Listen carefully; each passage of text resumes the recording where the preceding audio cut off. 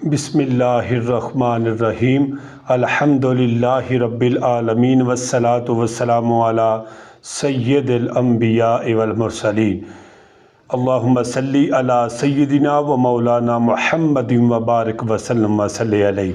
अल्लाह दी ज़ात ते उम्मीद रखना मेरे तमाम दोस्त अहबाब बिल्कुल सही सलामत होणगे। अल्लाह खालके कायनात सब दे उत्ते अपना करम ते अपना फजल फरमाए और अल्लाह ताला दी ज़ात मक्कातुल मुकरमा और मदीनातुल मुनव्वरा दी बाअदब हाज़री नसीब फरमाए। इस वीडियो नूं तुसीं आखिर तक देखना है, मुकम्मल देखना है, चैनल नूं सबसक्राइब भी करना है, लाइक भी करना है, सदके जारिया समझ के इसनूं शेयर भी करना है और कमेंट दे अंदर अपनी मतलब ख्याल दा इजहार ज़रूर करना है। चाहे सुबहान अल्लाह दी सूरत होवे, माशाअल्लाह दी सूरत होवे, ला हौला वला कुव्वता इल्ला बिल्ला दी सूरत विच होवे। मेरे प्यारे भाईओ, अज मैं तुहाडे सामने बहुत प्यारा टॉपिक नई वीडियो दे नाल तुहाडी बारगाह दे अंदर हाज़र होया वां। तवज्जो दे नाल मेरी बात नूं समात फरमाओगे, बहुत ज़्यादा नफ़ा होवेगा, तुहाडा वक्त ज़ाया नहीं होवेगा, इंशाअल्लाह बहुत ज़्यादा नफ़ा होवेगा। प्यारे भाईओ, सफ़ा नूं सीधा करना क्यों ज़रूरी है? नमाज दे अंदर जिहड़ियां सफ़ा हुंदियां ने उन्हां नूं सीधा करना क्यों ज़रूरी है, सानूं समझना चाहिए। प्यारे भाईओ, इसका बिल्कुल आसान जवाब है तुहाडी बारगाह दे अंदर रखना चाहना वां।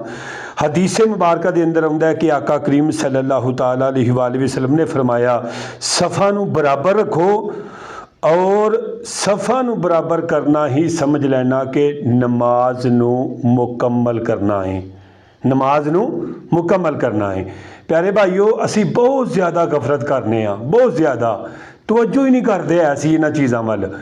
अगर इन्हां चीज़ां वल तवज्जो नहीं करांगे तो साडी नमाज कामल नहीं होएगी।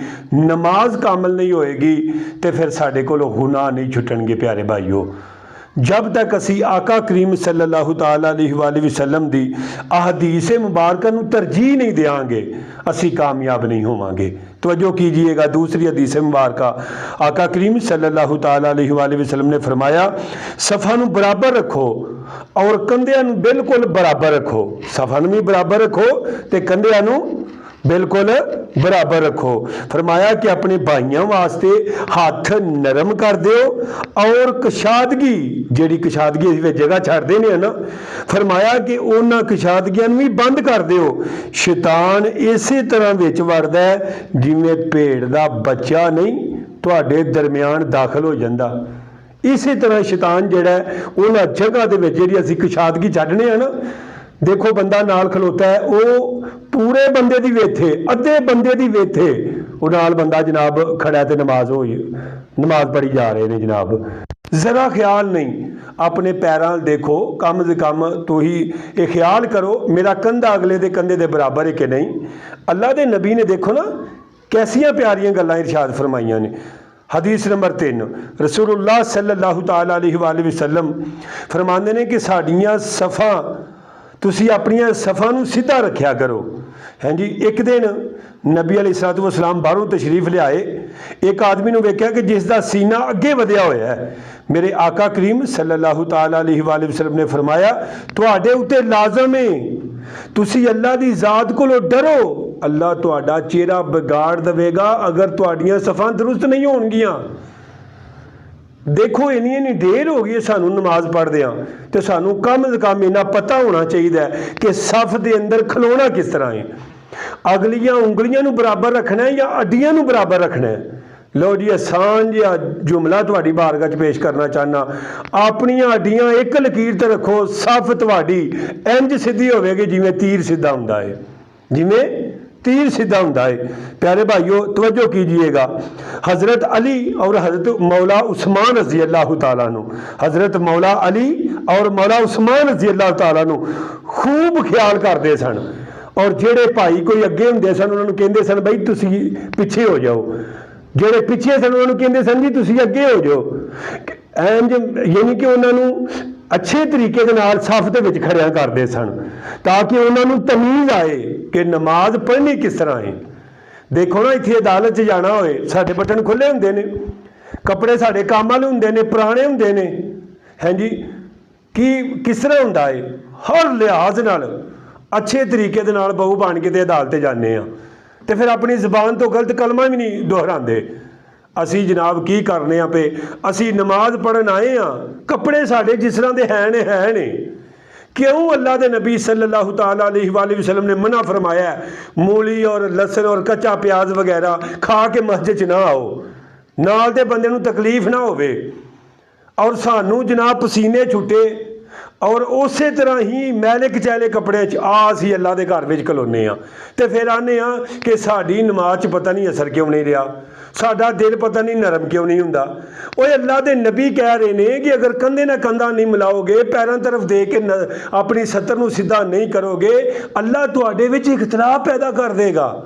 और साडे च बगाड़ क्यों, इख्तलाफ क्यों अज असीं समझदे कोई नहीं गल नूं, असीं इन्हां चीज़ां नूं समझिए। और अल्लाह के नबी सल्लल्लाहु ताला अलैहि वसल्लम यानी कि हज़रत मौला अली और हज़रत मौला उस्मान रज़ी अल्लाह ताला नूं वो जिहड़े ने उन्हां नूं बंदियां नूं सीधा करदे सन। और अज कोई इमाम कोई गल कर देवे ओहो जी, लो फिर नमाज दे विच ही असीं शुरू हो जाने आ। लिखो जी वेखो जी साडे इमाम नूं कून दा पता ही नहीं है जी, ये जी जिवें मर्जी बोल। ओए अल्लाह दे बंदे हो, इमाम किस तरीके नाल तुहानूं कवेगा, यही कवेगा ना भाई जल्दी उठिया करो, तकबीरे उला दे नाल नमाज नूं अदा करया करो। मस्जिद च हुंदिआं वी तुसीं अगर तकबीरे उला तुहाडी पहली रह जाए, हाँ जी, इमाम किरात शुरू कर दे तो यार फिर मस्जिद आउण दा फायदा की होया। ठीक है प्यारे भाईओ, इन्हां वल ख्याल करो यार, इन्हां मसलियां वल ख्याल करो कि तुहानूं बड़ा फायदा होवेगा। फरमाया कि अगली सफ हुण अगली सफ च जगह है, बंदे जानबूझ के पीछे खड़े होणगे।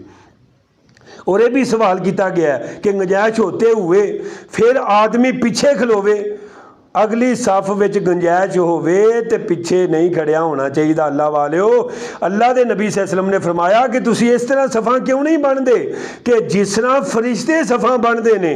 फरमाया अगली सफ पूरी करते ने, फिर सफ विच मिल के खड़ा हुंदे ने, सफ दे विच मिल के खड़िया हुंदे ने। सुनो, सफ़े अव्वल कसदन पीछे जेड़े बंदे रह जाते ने अगली सफ तो जान बुझ के पीछे पखे की वजह तो खलोते ने, उन्होंने वास्ते वईद अल्लाह के नबी ने की फरमाइए, जरा ध्यान दे नाल हदीस मुबारकां नूं सुन लो। आका करीम सल्लल्लाहु ताला अलैहि वसल्लम ने फरमाया लोग हमेशा पहली सफ तो पिछे रहन डै पे यानी कि रहिंदे ने, इत्थों तक कि अल्लाह ताला अपनी रहमत भी उन्हां ते आखिर ते करेगा, यानी कि उन्हां नूं रहमत मौखर कर देगा और अल्लाह आग दे अंदर उन्हां नूं डाल देवेगा। दसो फिर नमाज भी पढ़नी है, फिर अपनी मर्जी भी करनी है, हजूर सल्लल्लाहु अलैहि वसल्लम दी हदीस ते अमल भी नहीं करना। प्यारे भाईओ, अगर अमल नहीं करांगे तो साडी नमाज का कोई फायदा नहीं होगा। पहली सफ का अगर बंदे नूं अजर का पता लग जाए और अजान कहन दे अजर का पता लग जाए, कुरान अंदाजी करके बंदा अगली सफ नूं हासिल करे। और अज साडे ख्याल खबो ख्याल च क्यों नहीं है गल्लां। प्यारे भाईओ, इन्हां गल्लां ते अमल करोगे अल्लाह दुनिया भी बेहतर कर देगा, अल्लाह आखिरत भी बेहतर कर देगा। मैनू दिओ हुण इजाज़त, इंशाअल्लाह जल्द ही तुहाडी बारगाह च नई वीडियो दे नाल जरूर हाज़र होवांगे। अस्सलामु अलैकुम वरहमतुल्लाहि वबरकातुहू।